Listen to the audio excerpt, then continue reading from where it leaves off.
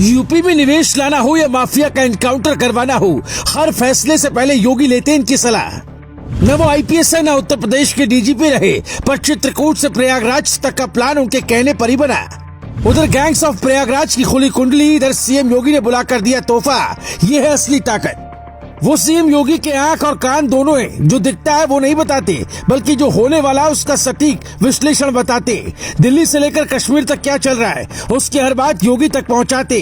UP के 75 जिलों में कब कहां निवेश होना है और कहां किस माफिया पर सख्ती बरतनी है, इसका हर लेखा जोखा वो सीएम साहब को ऐसे बताते जैसे हर किसी की कुंडली उनके दिमाग में फिट हो। आधी रात हो या सुबह के 5 बज रहे हो, जब भी जरूरत पड़ती है सीधा योगी को फोन मिलाते और कहते, सर हमारी राय में हमें ये कदम उठाना चाहिए। अभी चित्रकूट की डिप्टी जेलर चंद्रकला को जब गिरफ्तार किया गया तो लखनऊ से लेकर चित्रकूट तक कैसे क्या होना है, इसकी पूरी रिपोर्ट सीएम योगी से पहले उन तक पहुंच रही थी।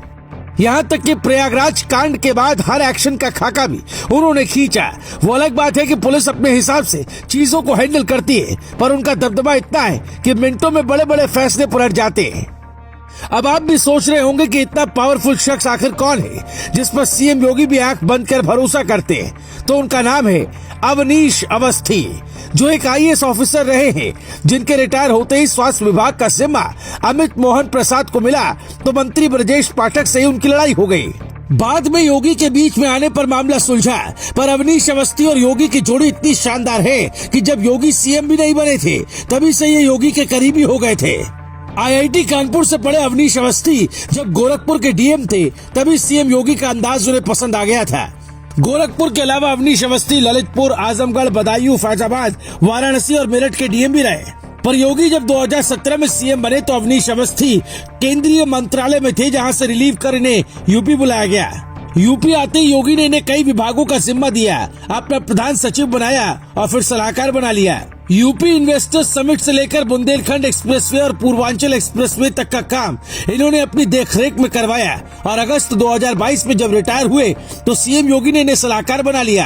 कहते हैं इनकी सलाह इतनी सटीक होती है कि 6 सालों में सीएम योगी को किसी फैसले पर कोर्ट से वैसी फटकार नहीं लगी जैसे दूसरे राज्य सरकारों को बराबर लगती रही है। बुलडोजर मॉडल से लेकर अभी माफियाओं को मिट्टी में मिला देने तक के नए मॉडल के पीछे भी इनकी ही सोच बताई जाती है। इसी का परिणाम है सीएम योगी ने इन्हें 1 साल के लिए और एक्सटेंशन दे दिया है।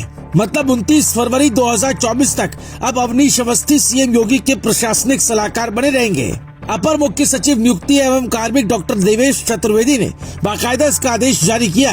इस आदेश के आने के बाद से कई लोगों में खलबली मची है। अब्बास अंसारी और उसकी पत्नी निखत की जेल में मुलाकात कराने वाली डिप्टी जेलर चंद्रकला की धड़कनें बढ़ गई है, जबकि गुजरात जेल में बंद अतीक अपने दिन गिनने लगा है।